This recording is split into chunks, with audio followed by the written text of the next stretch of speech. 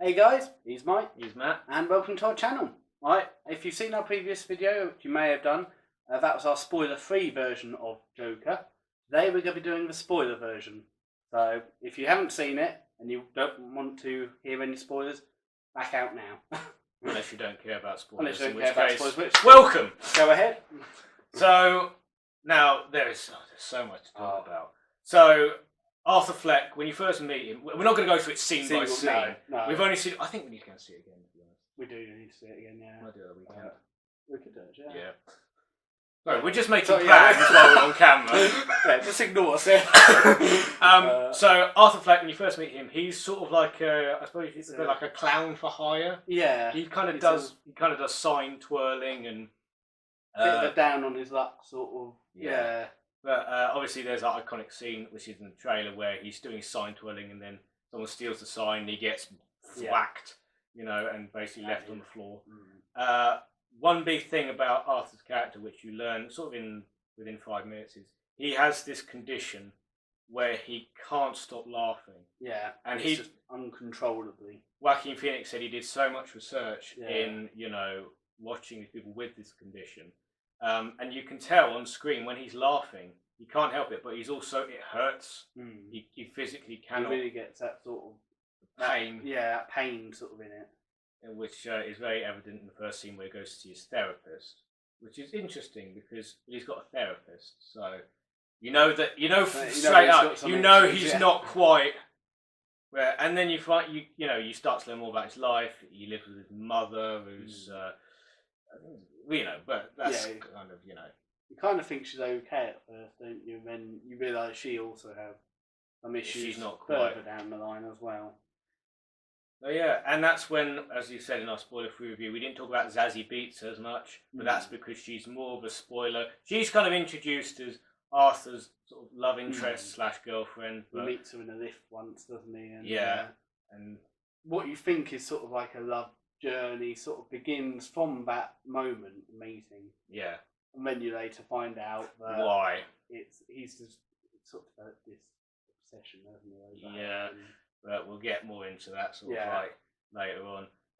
So yeah, this is a guy who this film really does a good job at showing this guy who's getting beaten down, and eventually he's on the subway. There's a scene where he's on the subway, and there were these 3 douchebags essentially.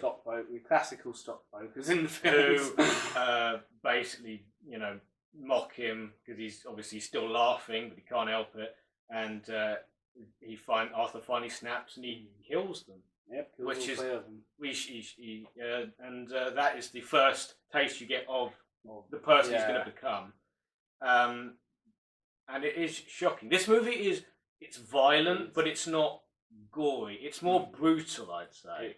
I think it's the suddenness of when the violence occurs. Yeah, you suddenly go disturbing. You suddenly go, wow. I think it's the emotionless way he sort of portrays it as well. It's something that would have been quite a big thing to him. Just suddenly seems so easy, I think. Yeah, and there's also another sort of subplot involved where his mum, Penny Fleck, is writing to Thomas Wayne because she used to work for Thomas Wayne, and Thomas Wayne says, all my staff are like family, And then there's introduced this little subplot of, wait a minute, did Penny and Thomas Wayne hook up? And is Arthur Thomas Wayne's son? And then you're going, wait, so that would mean him and Bruce Wayne as stepbrothers? Yeah. And you're like, what? That doesn't make sense. You can't quite see how that's going to work out, but it is addressed in the film. So, which actually leads Arthur to confront him, and not being funny, when he turned up in that red usher outfit, my first thought was he looked like Lord Farquaad. Shrek. I don't know, it was the hat, the hair, the hair and the red. The redness just made it like, and of course, Arthur kind of confronts him in the bathroom of this kind of, I think it was a theatre or a cinema. And, he basically says, you're my dad, and Thomas Wayne just kind of says, your mum's to brush him off. Just kind of says, look, your mum's crazy. Just you've never been right in the head. I'm not your father. And of course, this leads to Thomas Wayne decking him and storming off and saying, don't come near me again, blah, blah, blah. Which again, this whole film is just Arthur occasionally just getting beaten down and beaten down even further. Just society beating him down constantly. And he eventually goes to Arkham State Hospital because he wants to find out the truth of whether or not Thomas Wayne is his father, which leads into him stealing the file, and it's not true. He finds out it's not true. No. He was adopted and he was abandoned as a child. And then you have this whole kind of flashback, which is interesting because when you show the flashback of his mum when she's younger, he's standing in the background. Yeah. But this is the interesting thing. This movie is so open to interpretation. You're thinking, is this what actually happened, or is this just how he's interpreting it? Yeah. Because this might not have been as extreme as he thinks it is. Which, to be fair, leads to one of the most shocking moments in the film, where Arthur kills his mum. Yeah. And that's when he has that iconic line in the trailer: "I used to think my life was a tragedy. Turns out it's a fucking comedy." And then just suffocates her to death, and you just go, "Wow." Yeah. I mean, there's when you just skip that's for no turning back, isn't it, in the film? I think. Yeah. We're not going in chronological order. No. We're just saying whatever just pops up. What we first. can remember. Yeah. As you mentioned, there's so much to go over. Yeah. So as we mentioned in our spoiler-free review, Robert De Niro's in this. He plays a talk show host, and Arthur has a little kind of imaginative scene early on. We imagines him being on his show and saying because he's an aspiring stand-up comedian. I think he sort of sees a father figure in him, sort of from what we can tell, sort of from the show. Because he has that long hug, doesn't he? At one point in his delusion. Yeah. And I think that's the sort of saying he wants to be recognised by someone as their son. Yeah. So he's like an aspiring stand-up comedian. He goes to comedy clubs and he writes down little notes. But what I found was interesting was that when he's at the comedy club and the comic tells a joke, the audience laughs, and then he laughs about 3 seconds later. Yeah. It's like he's laughing because they're laughing rather than. I think that's meant to highlight that he's not on track with everyone else. He's kind of a bit offbeat. But he does eventually perform at the comedy club with Zazie Beetz in the audience supporting him. And for me, this was one of the most uncomfortable scenes because he cannot physically get the joke out because his laughter comes into play, and you can see that he's crying, and he's just like, I just can't. Sort of this dream, and it's just being taken from him by this condition. But he seems to be getting applause. Well, that's what you assume. Yeah. And then later on, when Murray, who's Robert De Niro's character, is doing his show, he says, "Oh yeah, check out this Joker," which was Arthur. Someone had filmed him at the comedy club, and Murray just basically mocks him, takes the piss out of him. And I think that's when Arthur suddenly decides, you know what? Yeah, it's just his face when he's watching it in the hospital, isn't it?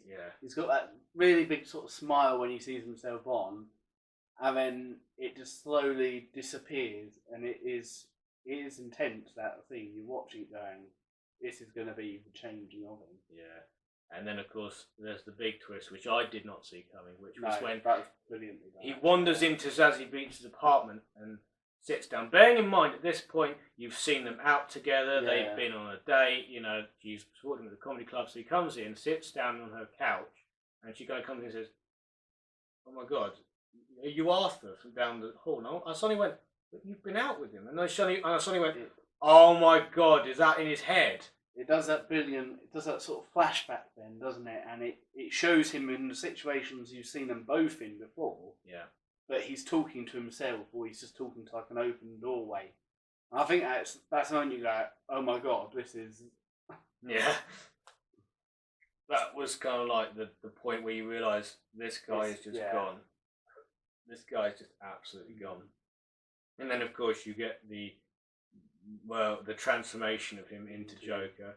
There's actually a strange scene before you get the full transformation where he actually gets a call to be on Murray's show because they obviously got a huge response from showing his clip on his show, and they said, "Do you want to come on?" And he's kind of like, "Yeah, sure." And then he's getting ready, and then two of his old mates from the Clowns for Hire's place come by. Who is this, big guy, and there's this little guy, and which is interesting because when he lets them in, he puts the lock on the door, and he stabs the big guy to death because as you do, and then the little poor little guy's in the corner going, "Why did you do that, Arthur? Why did you do that?" And he's just like, and he's completely oblivious. He's just like, "I'm going to be on the Murray show." Yeah. And then he kind of says to him, get out. And of course, he can't reach the lock, which made you think he did that for a reason to keep him in there. But this 30 seconds where he says, "Arthur, can you reach the lock?" It's because he goes, "Oh yeah, sorry," and then he undoes the lock, opens the door, and then before he can get out, goes, "You know what?" And he closes the door, and you go, "Oh no, he's going to kill him as well." And then he says, "You're the only one that's ever nice to me." Kisses him on the forehead, opens the door, and goes, "Go on." That was I was convinced he wasn't until he'd walked out that door. I was convinced he was still going to do something to him. And of course, then you have the Joker, who comes down with the outfit, the full makeup, and it's interesting because he holds himself differently. He's suddenly confident, which obviously leads to him being on the show after evading some police. Yeah, who are detectives. Yeah, detectives who are convinced that he committed the subway murders, and he manages to get away. With a little help from the movement he's inspired, essentially. Yeah, after this whole thing about a clown killed these people on the subway, and it suddenly inspired a whole movement for the Gotham City to rise up, because it's all about rich versus poor, and that gave me sort of similar to like V for Vendetta vibes. Yeah. Everyone putting on like the masks and things like that, and it was sort of like everyone was wearing a mask to empower themselves, much like he was. Yeah, and of course he turns up on the show, and he says, "Can you introduce me to Joker?" which is in the trailer, and from what you gather that he's going to do is he's going to go on the show, pretend to tell a joke, and then top himself. Off himself on the show. But before he goes out, he sees Murray still kind of mocking him and such. So you wonder in that moment, did he suddenly change his mind and go, "Do you know what? I'm going to kill this guy." But he comes out, and it's one of the cringiest interviews ever. Yeah. But I like the way he keeps calling Murray. I don't know why he does. It's just it's like, can you tell the joke? And he says the most inappropriate joke. He says, "Knock, knock, who's there?" "Oh, it's the police. Your son's been hit by a drunk driver." Something like that. Along those lines. And that's when the audience are really on edge. And basically Arthur goes into a full-on breakdown and full-on admits that he killed these people on the subway. And then he says a joke about, says, "What do you get when you get across a loner who's been abandoned by society?" And he says, Daniel goes, "What you fucking deserve." He pulls out a gun, shoots Murray in the head. And one thing what I thought was a classic Joker, where after he shot him, he kind of goes, and then just shoots him again, as if he's doing a bit of spring cleaning. Just goes, and of course, the audience is going into uproar, and the camera gets cut, and he's getting driven away in a police car. But that's short-lived because he's looking out the window. Watching all the chaos and devastation that what he's inspired, essentially. And he's happy about it. Because for once, he's made a difference. He's the centre of attention. He's been noticed. And of course, you get then it's short-lived because a van comes out of nowhere, crashed into the cop car, rescues Arthur, puts him on the bonnet of a car, and we were a bit convinced he was dead, weren't we? At that point I was like, have they just killed him? Because he wasn't he was no movement at all, and I'm like, is he dead, or is he just going to be like a marshal? But then you do see him rise up again, you're like, oh, okay. And of course that leads into the death of Bruce Wayne's parents. Which I felt like that was maybe reshot. They must have thought, we need to put this in somewhere. I think they realised they could, and it was... I think that was because obviously Tim Burton's Batman did the whole thing where actually Joker killed his parents. But I thought, they can't do that again. But it's like, what if he inspired a movement? And that led to the deaths of Bruce Wayne's parents. Yeah. But that was a nice thing, and of course it ends with him in the psychiatric hospital, and there's a great moment where he's laughing, and you don't know whether he's laughing because of his condition or he's laughing genuinely. And he says, "I just thought of a joke," and his therapist says, "Do you want to tell me?" He says, "No, you won't get it." And that's a great moment, and then of course, he walks out of the room and he's got bloody footprints. And yeah. it just ends with him being chased by the orderlies. Security guards. And then it just goes to the end and you go, wow. Mm. That was just... yeah. I think the most iconic bit I've got to say is when he's standing on top of that car after he's just been sort of rescued from it. And he just gets the blood and he just pops it and he does that smile. Yeah. And you're looking at him just going, yeah, this is the Joker. I think it was like that moment when everyone went, do we really need Jared Leto anymore? Yeah. No offence to anyone who does like Jared Leto, but we're not fans. Not my first opinion, no. Now, this does need to be addressed, is all the controversy of, will this film incite violence? No, this is not a film that glorifies his behaviour in any way. It is, because Joker is not treated as a hero in the movie. No. Obviously, apart from the insane people that follow him, but, you know. This is, I think Todd Phillips described this film as a warning. Yeah. Of what can happen to anyone who's pushed too far. I think that is the scariest thing. It's like, this can happen to anyone. It's so grounded in reality that we like to overlook such things, but there is always that possibility within someone to do such violence. Yeah. I think Joker says in The Killing Joke, sorry, my comic book knowledge isn't the best, but in The Killing Joke, Joker says something like, all it takes is one bad day to drive the sanest person alive into lunacy. And it's true. But I think Joker is the best anti-bullying movie ever made. Because if there are any bullies out there and you're bullying a kid at your school, that kid could be Arthur. And one day he's going to snap. You never know what they're capable of. So leave him alone, because you never know what people are capable of until they're pushed past their limits. So no, I do not think this movie is going to incite violence at all. I think the media have blown it way out of proportion, because this film went from an uplift to a complete nosedive to when it was like, critics were praising it, saying it's brilliant, and now it's actually been released. People are saying, oh, you have these stories like, people walked out because it was so terrifying, and people are saying, well, it's one of the weirdest things is like, well, it's glum and dull and it's just depressing. Like, what did you think this movie was going to be? That's the point of the film. These are the same. It's to highlight that. Yeah. The society that is that. But these are the same critics that are craving something different. It's like, oh, we're sick of all the MCU stuff. We want something different. We want something like The Dark Knight. I think this is much darker than The Dark Knight. Oh yeah. If you thought Heath Ledger's interpretation was dark, but then when they do get something darker and different, they go, well, we didn't want this. This is depressing. And you're like, what did you want? Can't make their minds up. No. But I think people who say this film is going to incite violence, it's going to encourage. That says more about the audience than the film. Because the best thing about this film is it hasn't left my mind, and we saw it. It stays with you. And we saw it 3 days ago. Yeah, it was 3 days. Yeah. It's open to interpretation. I think there should be a disclaimer at the beginning of the film. Do not watch this film if you're severely depressed. Yeah. Or at the end of your tether, essentially. But yeah.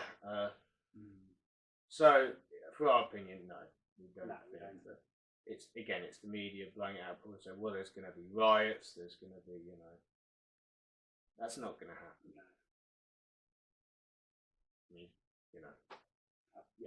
That's just our opinion. I'm so sick of this whole argument of movies and video games inspire killers. Personally, I believe if you're going to commit such an act, it doesn't matter what you've seen or played or anything like that. You're going to commit that act because it's in your capability anyway. But that's the thing. Parents say, well, what movies do you watch? What video games do you play? And my understanding is someone like that has got something wrong with them to begin with. No one goes into Joker like the happiest. I think they don't like to admit it. Society can sometimes be cruel, so they try and blame it on other issues. And it's easier to blame it on other issues than it is actually try and fix the issues in the first place. Exactly. Which is the whole message of this film. Arthur was abandoned by society, and the fact that there is actually, I should have said this earlier, there's actually a scene where the funding for his therapy gets cut, and that was his like one lifeline of his one hope of maybe gaining some sanity back, and that just got snatched away from him, and he had nothing keeping him from the brink of insanity. But yeah, it just, as you say, some people just don't like to admit that society can be cruel. Can be cruel. Yeah. I think that's why. I think that's why a lot of people are kind of coming down on this movie, saying, "Well, it's too real. Yeah. It's too close to home." But I think people need a film like this, though. I think it's a to film. wake them up a bit. Yeah, definitely. Well, that's our lovely, happy review. But overall, yeah, we got to go and see that film again. Definitely, yeah, we definitely have to rewatch it at some point. So, if you haven't seen it, I encourage you definitely watch this film. Go see Unless, of course, disclaimer: you're severely depressed or at the end of it. In which case, you may be affected by it. Yeah, in which case, I think that should be an actual warning of. Perhaps they should have done. Yeah. Maybe because it is a real taxing experience. It's intense. Yeah. It's not a film for kids. No. Because over in America it's rated R. We have it a 15, which means 15 and up. But you'll have like some parents trying to sneak their kids and go, "Oh, it's Joker, it's Batman." Yeah, it's not the type of Joker that you can take. No. Yeah. But yeah, definitely. Well, that's our review. That's our review. So if you liked our review, please leave comments and leave us a like as well. And well, we'll see you next time. See you later.